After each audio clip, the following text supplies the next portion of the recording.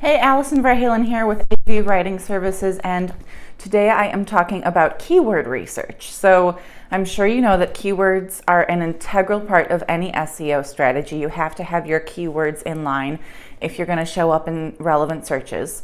So that can be a little overwhelming. A lot of people don't know where to start. A lot of people don't know what all the data means when they do find a keyword. So I'm going to break it all down for you in this video, how to do keyword research and everything you need to know. So first of all, you need your tools. I like to use Ubersuggest because it's free and it's really good. It's gotten a lot better. Don't believe the theory that you get what you pay for. I think that was true in the beginning days of Ubersuggest, but it's gotten so much better. That is on Neil Patel's blog, and it's awesome. I use it all the time. Next up is SEMrush, is a very popular keyword tool. They do have a free version, but they also have a paid version. You get more, obviously, with a paid version. And you also get access to all their other SEO tools, which, again, are amazing. So highly recommend paying for that. And then Ahrefs, I don't know how to pronounce that, so I'm not going to try, .com. They also have a great keyword tool. You do have to pay for that. They don't have a free version. They have a cheap trial, not even a free trial, a less expensive trial if you want to try it for 7 days. I do not recommend Google's Keyword Finder.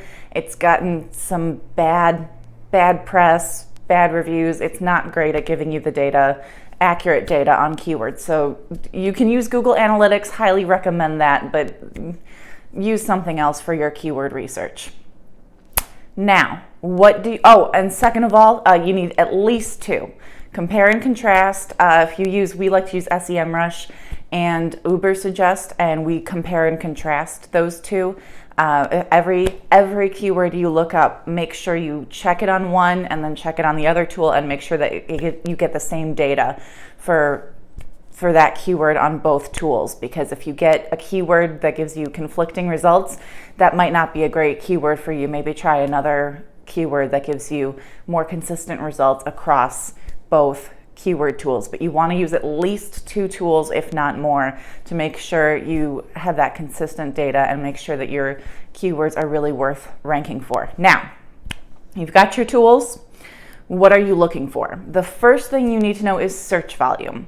How many people are searching for it? Is anyone searching for it? I look for keywords all the time, and a lot of them come up with no data or 0 searches or like 10 searches per month. It's not really worth ranking for. And then you've got, some keywords do that, and you have everything from that to the hundreds of thousands of searches per month. So it can be anywhere in the middle. Now, most people would think that the more searches, the better off you are. And to an extent, that's true. Obviously, you want to aim for the keywords that people are actually searching for. But the next thing that you need to consider is the SEO Competition Score. And that is how much content is already out there using that keyword. So for example, SEO is a great example of this. It's a ton of searches every month, but also a very high competition rate. Your SEO competition score is going to be anywhere from 0 to 100. 0 means that you're going to have no problem ranking on the first page of Google for that particular keyword. 100 means that the internet is flooded with content using that particular keyword, and it's probably not in your best interest to use that keyword because you don't have a prayer of showing up in searches for that keyword. You're going to be on Google's page 6,000 or whatever, so don't even bother with that. So what you need, and the good SEO competition score range varies depending on whom you ask. Some people like to aim for the 40 to 50 range. Some people say anything less than 40. We actually tend to go even less competitive than that. We tend to go lower than 30, maybe 35. Those are the really easy to rank for keywords. And you might be surprised how many of them are out there that are just super easy to rank for and have a high search volume, especially if it's something new and something that's trending. So again, you have to measure the search volume against the SEO competition score. Does it have a high search volume but also a super high competition? If it's a high volume but high competition, don't bother. And at the same time, if it's low competition but also super low low search volume, then it's not really worth trying to rank for. So ideally, you want high search volume and low competition. That's the goal. Go out and find it. If you have a really well-known, well-recognized domain, you can aim for the keywords where the competition score is more in the middle, more in the 40s and 50s. If you're new, if you're just starting out, if you're just trying to get an online presence, start with the super easy keywords so that you can really, with the like hardly any competition, so that you have a better chance of showing up for those.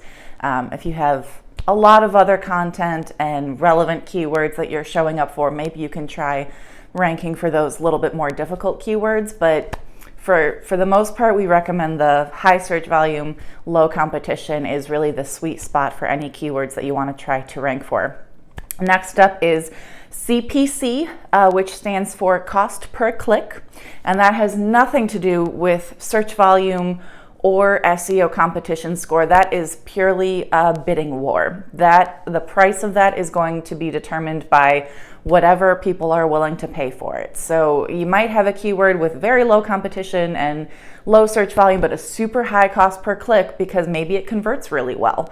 Or maybe your competitors who are using that keyword have a ton of money to pay Google to show up in those searches, to get their ads up there for that particular keyword. So, and again, if you want, whether or not you want to pay for it versus showing up in organic searches is up to you, but be strategic about it. If you're showing up in searches that are like how to do such and such, that's something that's not going to convert very well. That's going to have a high bounce rate, like your blog posts. So maybe try to show up organically in those. Sales pages are usually good to show up to pay for the ad because those do tend to convert really well and people are looking for something specific. So again, it's up to you. And then if it has a super low competition rate and a very high cost per click, maybe try to rank organically for it. That might be a better use of your time and resources, is to try to go for the organic, especially since the vast majority of searchers tend to skip the ads and go straight to the organic content. Not everyone does. Some of the ads do pay off.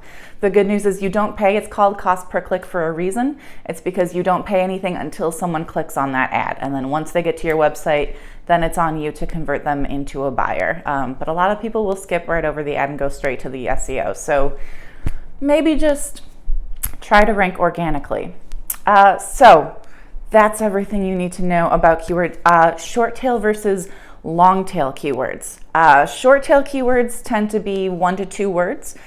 SEO, content marketing, those are short tail keywords. A long tail keyword would be a small business blogger in the Chicago area is a long tail keyword, and those tend to have a lower search volume but also a lower competition rate. And the other thing that's great about them is because someone is looking for something very specific, when they use a long tail keyword, they're more likely to convert when they find what they're looking for. So those don't be put off by the lower search volume of long tail keywords, because those are actually super valuable, because people, again, they're looking for something specific, and once they find it, they're much more likely to convert. So, and again, they also tend to have a lower SEO competition score. So look for those long tail keywords. And finally, keyword intent. This plays into the long tail keyword a little bit. Some long tail keywords you're going to find are people just browsing, they're looking how to do something for themselves, they're not ready to buy yet. But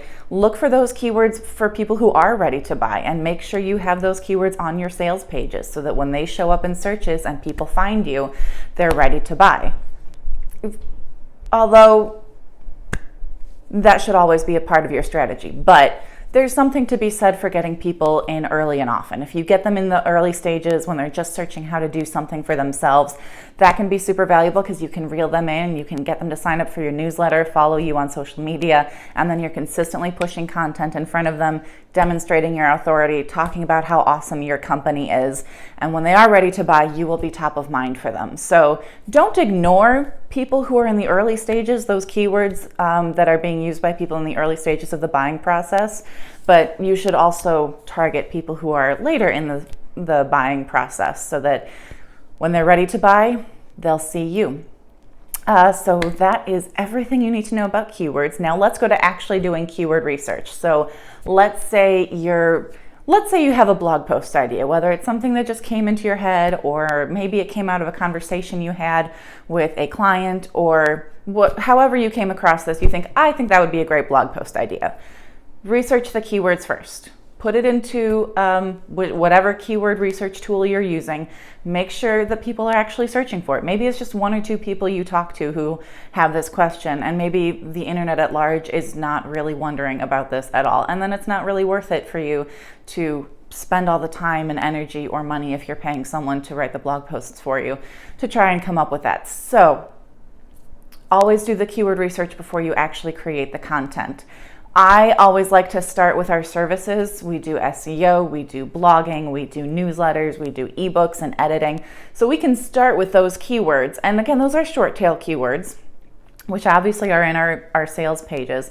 But then look through every keyword research tool you use is going to give you a list of related keywords. Look through those related keywords. And if the first keyword you find doesn't have a very high search volume, or they have a super high competition rate, or whatever it is, look through the related keywords, because usually you'll find something that is still relevant to what you do and what you offer, and you can absolutely write a blog post about it, but the data on it is better. Maybe it has a higher search volume and or a lower competition rate. Maybe you'll find some long tail keywords when you do that. I think when I looked up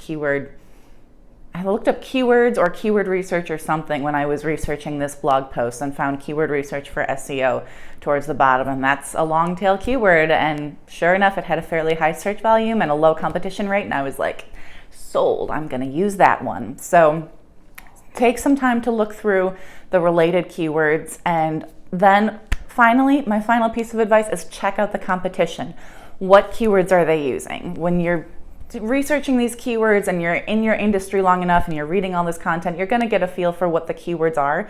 So even just reading through your competition's content, you can kind of get an idea for like, oh, that's a keyword. Even if it doesn't have to be glaring, it doesn't have to really stand out of the content, it doesn't have to be incongruous, but if you know what you're looking for, you're going to find them. And second of all, look at their slug at the top of their website. If you go to their blog post and it says, website/blog/ whatever, that's the slug at the very end. See what that slug is, because that's going to show you what keywords they're aiming for. And maybe you should try to aim for those keywords as well. But again, do your research. Maybe that blog post is a few months old or even a few years old, and maybe that keyword now has a ton of competition and it's not worth it to rank for it. But that'll give you some ideas of what you're looking for.